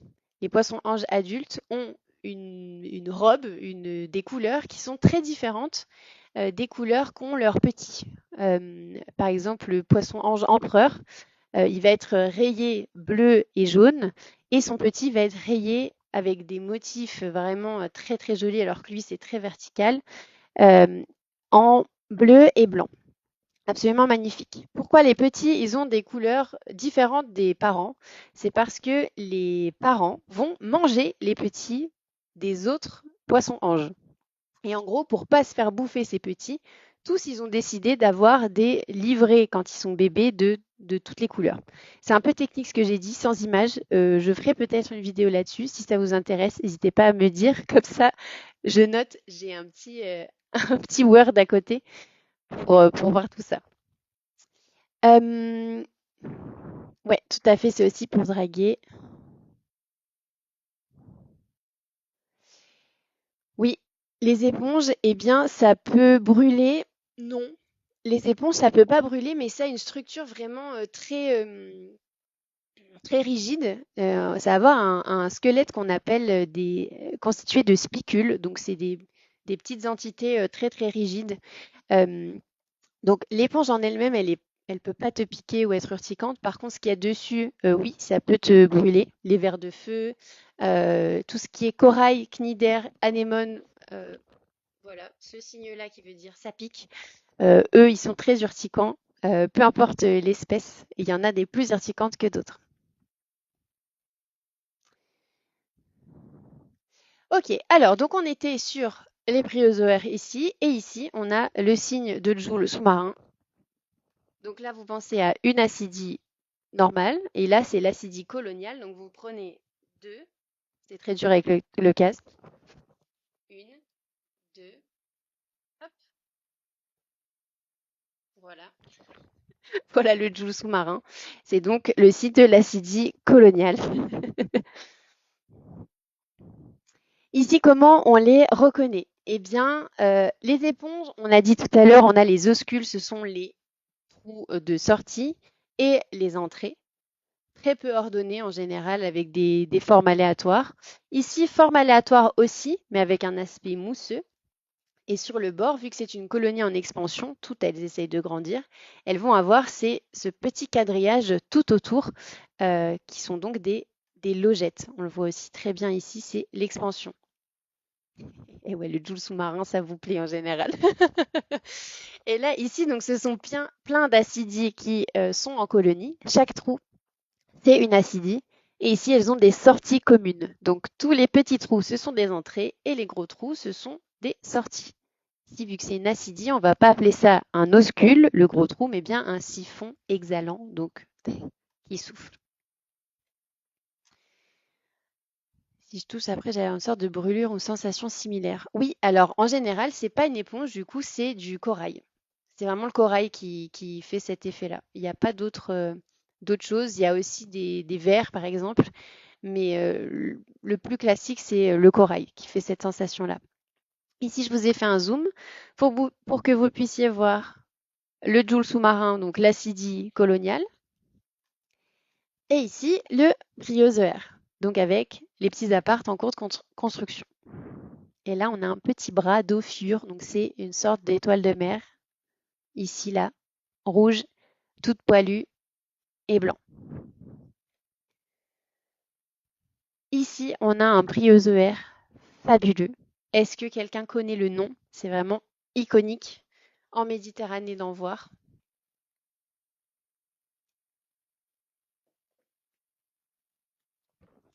Je vous aide, on en a parlé il y a 2 minutes. On a ici cet effet mousse. Vous voyez, là, on a la structure et là, on a cet effet mousse. Un peu mousseux, comme s'il y avait du duvet autour. Ici, on le voit bien. Alors, on a dit tout à l'heure, c'est quoi l'effet mousse? Je vous refais le signe. Vous me mettez en commentaire ce que c'est. Ça commence par un B. Ce sont des... C'est une colonie de bryozoaires. Et donc, c'est la dentelle de Neptune. Bravo, Lucie. Vraiment imbattable. Mais toi, tu fais de la bio, c'est sûr. J'ai un doute maintenant. Redis-moi si tu as un niveau de bio. T'es trop béton pour pas en faire, en tout cas. C'est trop, trop chouette. Et donc ici, le signe du bryozoaire, on l'a dit, c'est les petites logettes, mais il y a d'autres personnes qui aiment tellement la dentelle de Neptune qui se disent qu'avec leurs mains, ils font le, le motif de la dentelle de Neptune. Vous pouvez choisir si vous en voyez, soit à penser aux petits appartes, soit à penser à la dentelle de Neptune. Pourquoi on l'appelle comme ça? Eh bien, parce qu'elle fait les mêmes mouvements que la dentelle, vraiment des froufrous. Il existe en général deux, deux espèces en Méditerranée. On va avoir la dentelle de Neptune, qui est comme ça, avec vraiment plein de variations, et aussi la dentelle des grottes, celle-ci qui va se trouver plutôt dans les infractuosités, et elle va faire une coupole, vraiment très très lisse, comme une assiette. Voilà. Dentelle des grottes, plus orangée aussi. Non mais c'était sûr que tu faisais de la bio. Bravo, bravo pour avoir trouvé que c'était un brio.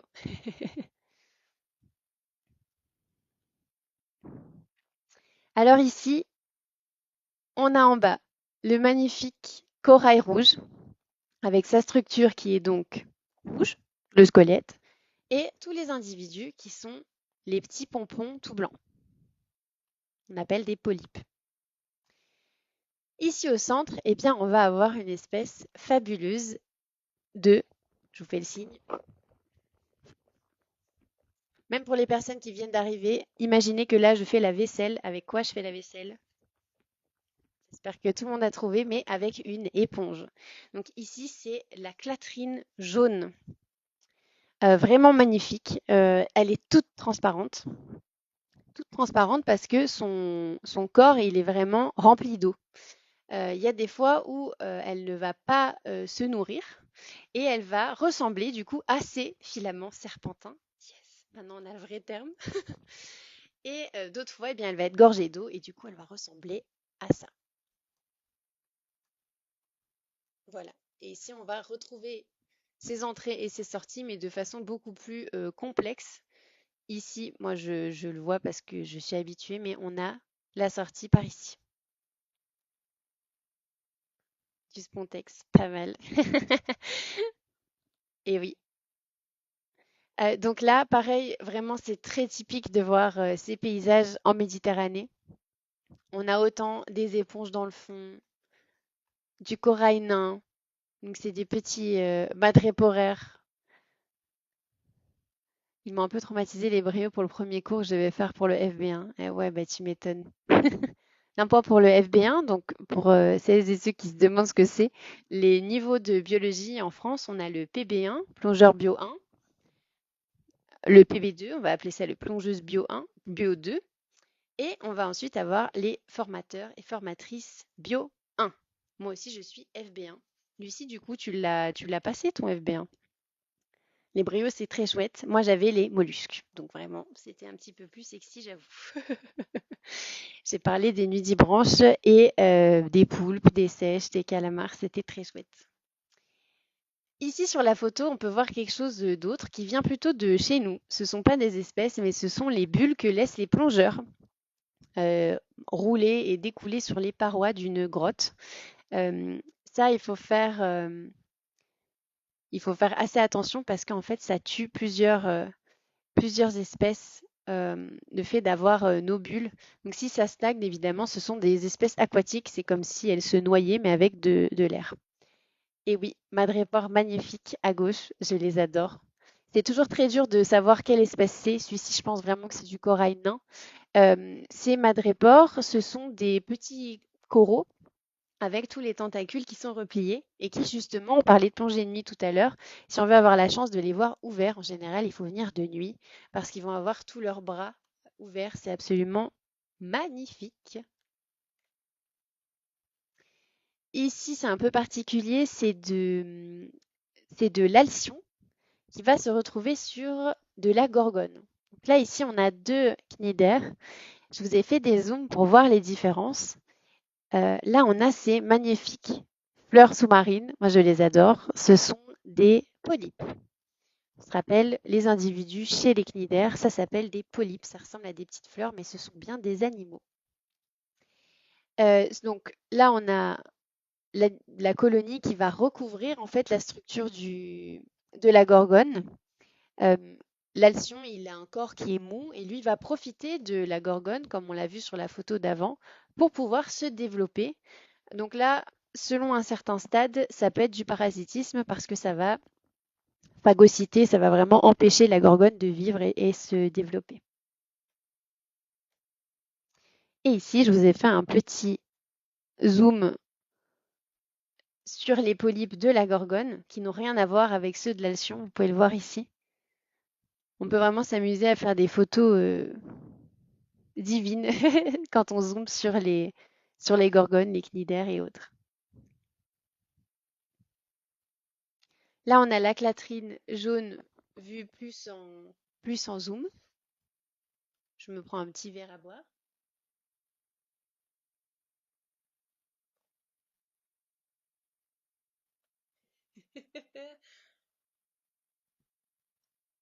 Ici, exceptionnel. Exceptionnel, la définition des mollusques. Oui.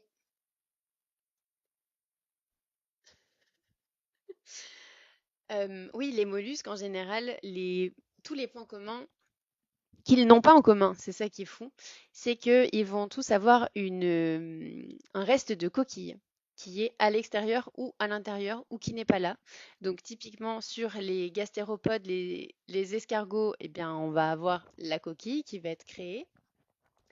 Chez les bivalves, on va avoir les deux valves, c'est les deux coquilles de coquillages qui sont créées.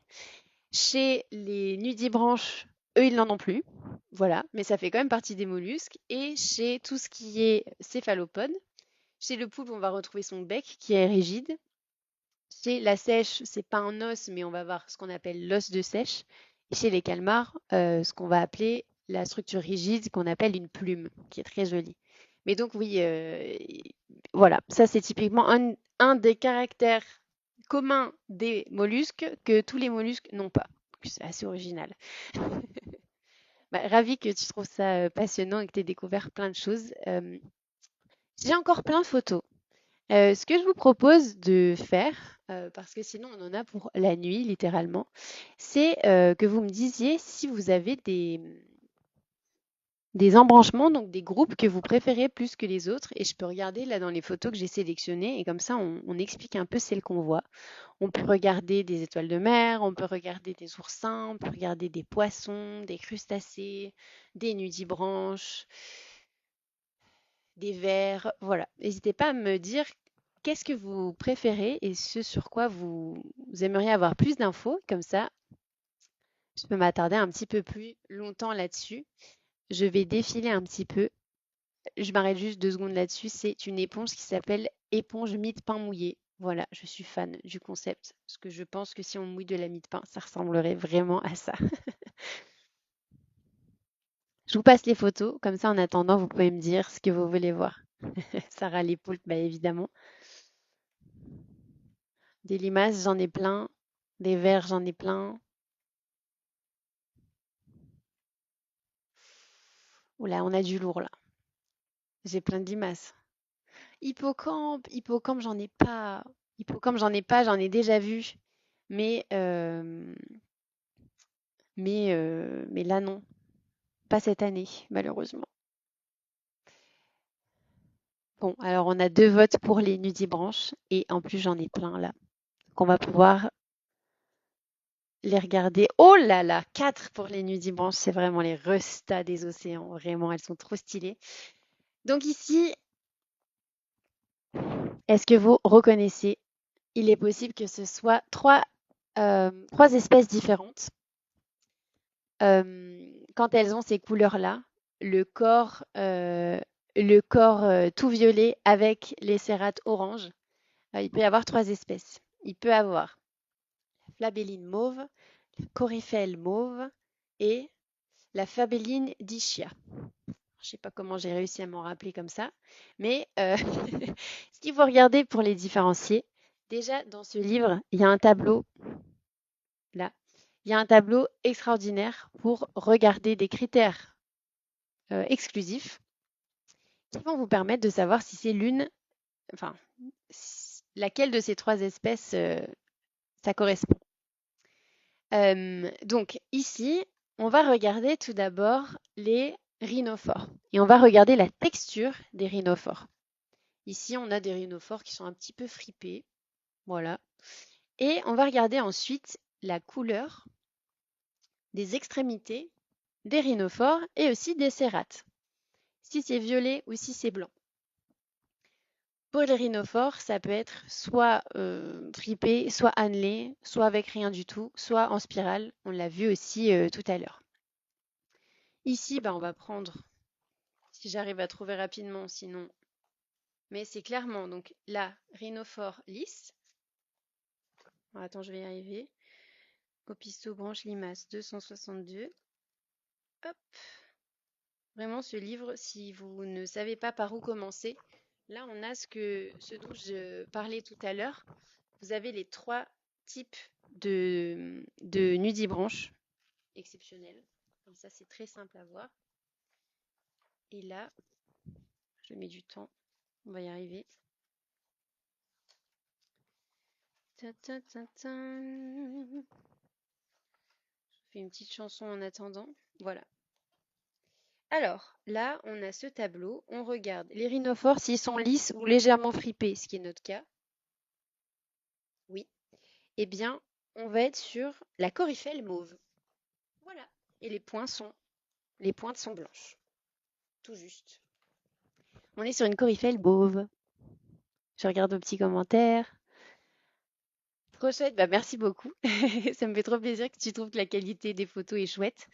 J'utilise un TG6 dans son petit caisson. C'est vraiment le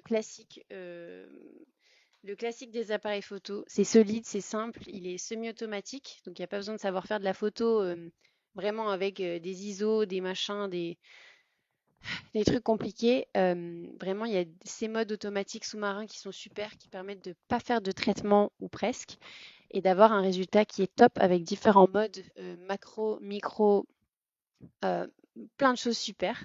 Donc moi, je recommande, il y a le TG7 qui est sorti. Moi, le TG6, je l'aime beaucoup, je le trouve très bien, donc je n'ai pas investi dans l'appareil d'après. Ludibranche, toujours le bon choix, ça je suis bien d'accord. Vraiment que des stars absolues. On va passer au prochain qu'on a vu. Ah, ça, si vous plongez en Méditerranée et que vous n'avez jamais vu ça, il faut absolument qu'on aille plonger ensemble. Parce que là, c'est impossible de ne pas avoir déjà vu cette espèce. C'est donc un nudibranche de type, cette fois, doridien. De type doridien parce qu'on a les rhinophores à l'avant et le petit pompon à l'arrière. Pour la petite anecdote, tous les nudibranches sont à la fois mâles et femelles. On va appeler ça de l'hermaphrodisme simultané. Ça veut dire qu'ils sont les deux en même temps. Mais par contre, ils ne peuvent pas s'auto-féconder, s'auto-reproduire. Ici, ce qu'on va voir sur le côté droit, c'est toujours du côté droit, c'est l'appareil génital.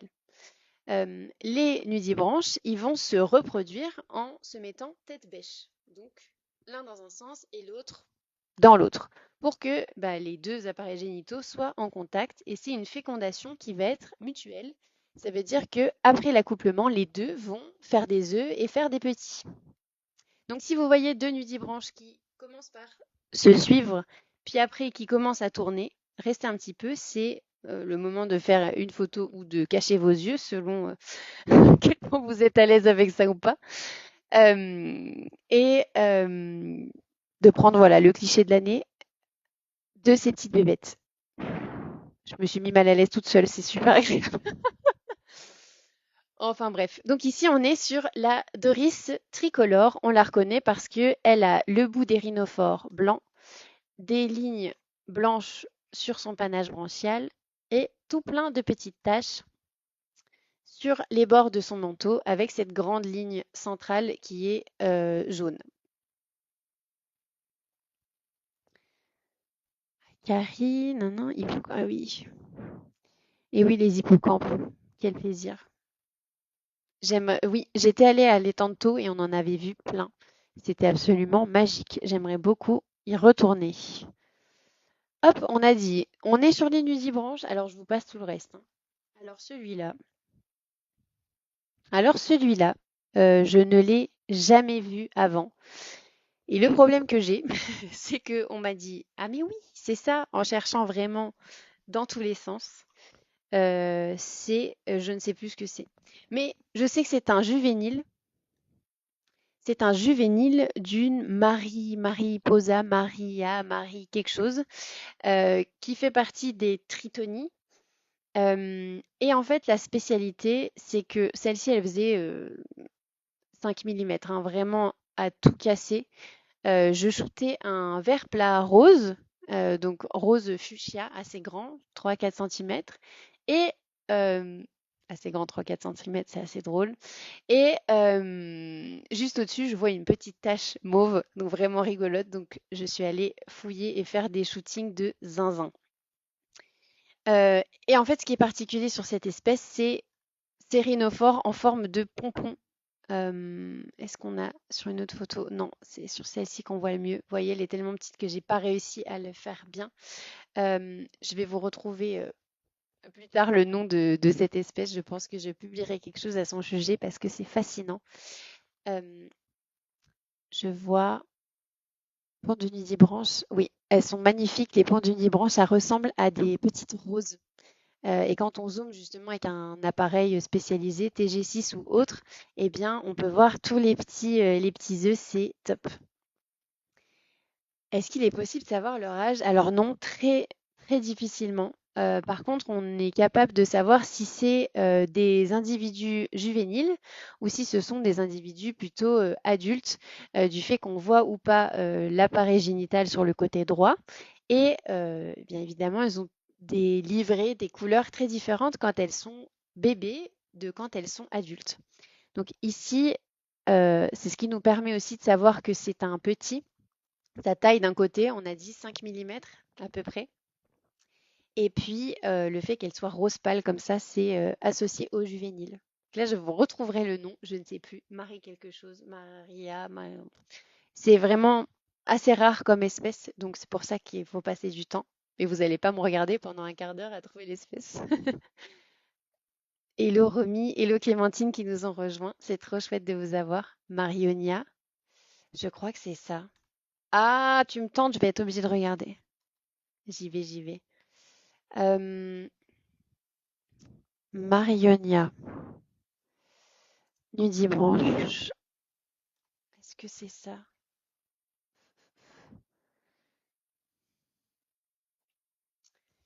Il me semble que c'est ça, mais c'est encore une autre variante parce qu'elle a les rhinophores en pompon spécial. Mais je vous remettrai en story quand j'aurai mené l'enquête. Je vais me concentrer pour le replay et aussi pour cette story-là avec l'espèce. Hello Sophie, bienvenue. Oh, oh des expertes, on adore. Oh, expert ou experte. Let's go. Et oui, trouvé. Avec son pompon spécial. Bah voilà. Merci beaucoup, Marionia, c'est bien ça. Et donc la version juvénile, eh bien c'est celle-ci, vraiment toute petite et plutôt de coloration rose pâle. Superbe. Bah voilà, mais j'ai même pas besoin de chercher. Ici, autre nudibranche vraiment star absolue. Est-ce que vous la reconnaissez? Parce que là, on a des expertes et des experts dans le chat. Dans les commentaires, vous êtes à fond. Alors là, qu'est-ce qu'on a? Est-ce qu'on est déjà sur un type, vous votez un, 2 ou 3, doridien, le type des flabellines, donc éolidien, ou le type des lièvres de mer? Vous devez trouver. On se rappelle, doridien, c'est avec les rhinophores à l'avant et un pompon sur l'arrière. Donc on est bien sur une doris. Et ici, c'est une doris un peu spéciale. C'est la doris de C'est la Doris de Villefranche qui est toute bariolée, qui est magnifique. Alors oui, ça aurait pu être la Doris géante, dans le sens où la Doris géante, elle va avoir des coloris assez similaires, un peu de bleu très clair comme ici, du jaune et du côté transparent. Mais la Doris géante, elle va pas avoir ces dessins aussi marqués. Ça va être du jaune beaucoup plus éparpillé, vraiment pas des traits comme ça. Donc là, on est sur la Doris de Villefranche. Donc vraiment une beauté fatale. C'était la deuxième fois de ma vie que je la voyais, donc vraiment pas commune. Merci beaucoup pour la page Doris, c'est trop chouette. Et oui, donc fan, absolument fan. Et se balader sur des petites algues et assez grandes, hein, ouais, pareil, 3 cm, quelque chose comme ça. Est-ce que j'ai d'autres Doris et enfin, d'autres nudibranches en stock pour vous? Et oui, ma beauté, ma beauté de choléra aussi, dans le thème des, bravo, vous êtes des machines absolues dans les commentaires. Trop fort. Alors là, je dis pas ce que c'est. Je ne crois pas que j'ai dit par mégarde ce que c'était. Ça fait partie des tritonies. Et ici, si vous trouvez l'espèce, vraiment, bravo. Moi, c'est la toute première fois que j'en voyais. Son corps, il est tout transparent. Et donc, cette espèce, c'est la Tritonie striée. Elle a, elle aussi, des rhinophores très particuliers, en sorte de, on dirait des tubes. Donc, vraiment, trop, trop chouette. Vraiment pas facile à voir non plus. Ah ouais, mais machine absolue dans le commentaire. D'où viennent les fiontouses? Ça, c'est pas mal. J'aime bien ce terme. Et donc ici, voilà, les rhinophores qui sont très très spéciaux. J'ai été ravie de la voir, celle-ci. C'était la toute première fois que j'arrivais à la trouver. Est-ce que j'en ai d'autres? On arrive au bout. On est absolument au bout du bout des nudibranches. On n'en a plus en stock. Donc là, ça fait déjà un bout de temps. Il est quelle heure? Ça fait 1h40 qu'on est là. Quel plaisir. Et vous êtes toujours présent. Merci. Je vois Fred qui vient d'arriver. Trop chouette. Salut Fred, ça fait longtemps. Euh, on a pu voir plein plein de belles espèces. Il y a quelque chose que je voulais vous montrer que j'ai trouvé unique sur mon dernier week-end. C'était la première fois que je voyais ça aussi. Eh bien, il faut surveiller le mano. Oui, on peut pas rester trop longtemps, même si on adorerait rester 4 heures sous l'eau. Après, il faut passer au recycleur, il faut passer à autre chose. Mais ce que je voulais vous montrer, c'est ça. En fait, ce que j'ai commencé à voir, eh bien, c'est un poisson qui était très proche de la roche et qui ne voulait pas partir, même si je m'approchais assez, assez proche pour voir les détails de ses yeux, etc. Elle voulait pas du tout partir, donc elle gardait un peu quelque chose. Donc, je suis restée et autour, j'ai vu eh bien, cette espèce de tache violette magnifique. Et je me suis mis à prendre des photos en me disant, bon, bah, c'est peut-être intéressant, mais je verrai sur mon ordinateur ce que c'est. Et toujours dans le coin de ma tête en me disant, bah, peut-être que ce sont des œufs de poisson. Donc là, est-ce que vous les voyez? C'est absolument génial. Mais ce sont des œufs de poisson. Et ce qu'on voit ici, ce sont des yeux. Ce sont des yeux de bébé poisson. Donc là, ce qui est génial, c'est qu'on a des œufs de poisson à différents stades larvaires. On va avoir les œufs ici qui viennent d'être pondus, qui sont peut-être même pas vraiment fécondés. Et ici, vraiment des larves de poisson tout petits avec les yeux qui sortent. Et en fait, tout ce qu'on a ici, ce sont plein de petits bébés. Moi, je pensais que c'était des bulles. On voit pas là, ça fait 1 mm. C'est vraiment ridiculement petit. Et en fait, en regardant bien et en faisant des recherches, on voit, donc ça, c'est le mâle. Donc c'est une blénie, elle a les petites cornes à l'avant, une superbe nageoire dorsale, une seule, toute parée de couleurs. Donc c'est le mâle qui garde ses petits, les petits qu'on va trouver juste là, au bout de ses nageoires. Donc voilà, le petit papa qui prenait soin de ses œufs, exceptionnel. Donc ça, c'était ma découverte d'une des sorties que j'ai faites cette année. J'étais fascinée. Donc oui, les petites boules violettes, eh bien, ce sont bien des petits œufs de poisson. On dirait de la guimauve, c'est magnifique. Je ne sais pas si vous en avez déjà vu. Oui, Blenny pilicorne, tout à fait. On reconnaît cette espèce parce que, donc Blenny, une seule nageoire dorsale, et pilicorne parce qu'elle va avoir cette sorte de nid d'abeille au niveau de son visage. Et elle peut avoir différentes livrées, des livrées variables, donc ça veut dire des couleurs de corps variables, soit tout jaune, soit rayé, il me semble, avec enfin plutôt clair rayé ou tout noir. Voilà, écoutez, j'espère que vous avez passé un super moment. Il y en a encore plein d'autres. Je sais que j'ai eu plusieurs fois la demande de de partager le replay, donc je pense que je vais m'attarder pour faire ça et pouvoir vous le partager. Si vous avez des espèces que vous avez préférées, n'hésitez pas à les mettre dans les commentaires, comme ça je saurai sur quoi faire de prochaines vidéos, ou même si vous avez des espèces favorites, n'hésitez pas à les mettre dans les commentaires que je puisse bien, en parler, que ce soit lors d'un live prochain ou lors de vidéos, de fiches aussi que je vais mettre gratuitement sur mon site internet pour apprendre plein de choses. Euh, Je le rappelle aux nouvelles personnes qui sont arrivées, vous avez le lien de la petite cagnotte pour soutenir tout ce qu'on fait. J'ai mis à des prix vraiment mini les formations de biologie marine. Donc si cette soirée vous a plu, c'est vraiment l'aperçu de ce qu'on va faire à chaque fin de plongée. C'est le débrief photo en regardant tout ce qu'on a pu observer sous l'eau. Donc ça peut être là ici des nudibranches, des éponges, des brios, des poissons, des méduses, des vers. Donc n'hésitez pas, vous avez le lien avec vous. Et puis, donc, n'hésitez pas à mettre les petites espèces que vous préférez. Je vous laisse encore quelques minutes. Ça me laisse le temps de vous remercier encore 1000 fois. Euh, C'était pas facile de mettre tout ça en place. Je sais pas si vous avez vu mes dernières stories, mais j'ai galéré, mais comme une vieille, à pas réussir à définir le micro, le son, le machin. Donc, merci à Clem. Je sais pas si elle est encore là, mais de m'avoir carry littéralement, parce que sinon, je n'aurais pas pu faire ce live. Donc, je me suis lancée. J'espère que ça vous a plu. Et puis, et ben, je vous dis à tout bientôt. Je vois limace orange. Une limace orange. Bon, on pourra en reparler, Lucie. On pourra voir. Merci beaucoup. Et puis, bah, je vous souhaite une toute belle soirée. Je vais aller manger parce que je n'ai pas pris le temps de manger. Il faisait trop chaud.